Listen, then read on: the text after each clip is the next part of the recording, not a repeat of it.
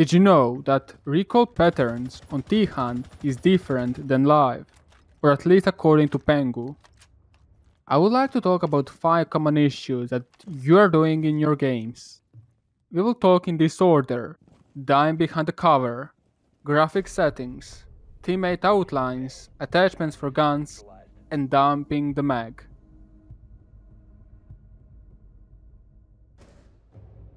One. Dying behind the cover. I'll touch here more about an issue when you're pixel picking and you're dying without seeing anyone. This one was brought from Never Swim Alone on Twitter, as he reminded me for this issue when I did the How to Pick guide. To use the same examples on the pick video, let's go to the bank, and you're holding pixel spot all the way towards the open area. This is great if attackers or defenders are coming from the LA window.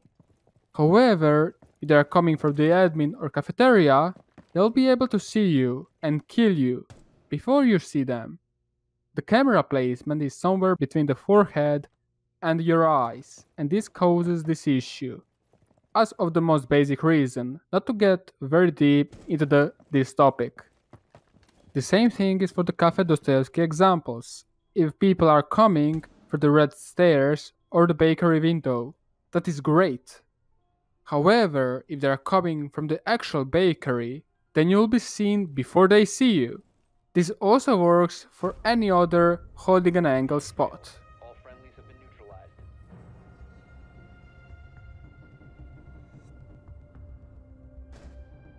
Also, if you're slightly adjusting to a cover or anywhere, you'll be a bigger target when standing still. This comes very important if you want to do the pixel pick by slowly but steadily ulting toward the corner. If someone is holding an angle on you, you will die behind the cover.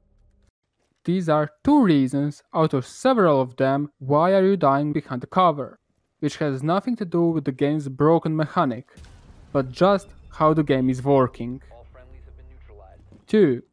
Graphic settings. I'm just going to note here few important things, which is, you should not maximize your settings, even if you have another 500,000 FPS after all maxed, unless you're playing for the eye candy. The easiest example is the Bloom's effect. These graphic settings will make some spots, such as behind the bomb, harder to play than usual. It will also make harder to play against than usual. This setting will also make some Volsky cameras on certain situations harder or impossible to see. Check this quick comparison.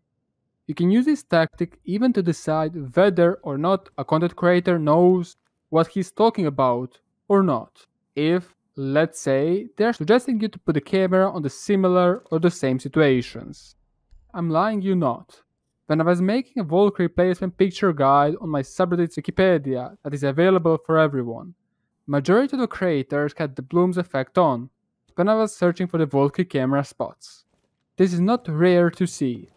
There are obviously more situations where Blooms will screw you up, but as well as some other graphic settings that should be not maxed, but not minimized as well. But if you want to hear more about this, let's hit this video up with 2000 likes and comment down below. 3. Teammate outlines. I have touched this topic in the picking guide. I will add 2 additional examples. Many people turn off the outlines for good reasons. However, if you are in a less communicative team, or you are in the solo queue, you should generally have them on. Just looking at the times, what your teammates are doing will help you to position yourself better. For an example, if you are behind the pools bar and a teammate of yours is in pirate, on the hookah hatch. Without icons or any communication, the pirate guy can be watching Aqua, hookah entrance, and the VIP hallway, or can be on the cameras. Since your position is supposed to cover the Aqua push, but as well as the VIP push, if you have the outlines on, you know exactly what your teammate is doing, therefore you know what to do. The thing is, if you can communicate your way in, you don't need the outlines. Another example will be on attack. Having outlines on attack is extremely important in a solo queue or less communicative teams, because if you are outside of the building, or entry fragging, you need to always check and know where your teammates are and what are they covering. 4. The best attachments for a specific gun. If you see alike videos, they are nothing but clickbait, and wrong. There is no best attachments because several reasons. The main reason is that the recoils of every single gun is being changed from a season to a season, or even from a patch to a patch. Meepy, that was playing the Team Secret, said this 2 to 3 seasons ago on his stream. However, Pengu has just confirmed this in his 2-hour-long video of what is broken in the siege. Here's a useful clip about the recoils. Why is the recoil patterns changing every 2 months? I don't know, but they are. And it's pissing me the off as a smoke player because SMG11 has probably underwent the most recoil changes of any gun in the entire game. Like, I kid you not, that gun changes every season.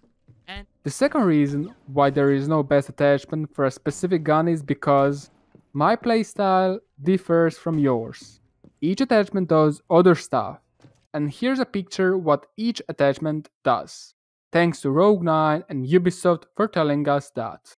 Sure, there are weapons that are considered better with a muzzle brake, such as DMRs and pistols, but generally speaking, you have to find attachment yourself. This topic is very similar as the best sensitivity, practice, warm-up, or whatnot, and they are all pure clickbait. Funnily enough, 4 to 5 seasons ago, everyone was using muzzle brake. A season or 2 ago, we went to flush hider meta, and now it's like 50-50 with sometimes compositor being brought. That's just a funny thought. If there were best attachments, trust me, they will be found within the 2 to 3 months max. The picture that I will show you again was posted on the 9th October 2018, nearly 2 years ago. 5. Dumping the magazine. When you're about to open a barricade, you always want to be ready for the run out from the enemy team. Many times, people die when you have used 18 or more bullets on the barricade to open, and go immediately to reload. This works similarly if you're pre-firing someone, and you mess that up. When you're pre-firing, you don't want to use all of your bullets on that area. You want to still have some saved when you're retreating back to the cover. My favorite thing to do in the ranked is to bait the pre-fire, and let them dump the whole magazine on me, and then I can simply pre-fire them when they're out of bullets. Thank you for watching this video and staying with me for this long, and thanks all the patrons and YouTube members for making this video available. If you want to learn all the basics and advanced things about the siege, make sure to give me a like, subscribe and click notification bell to get all notifications from my channel. Make sure to give me feedback down in the comment section below.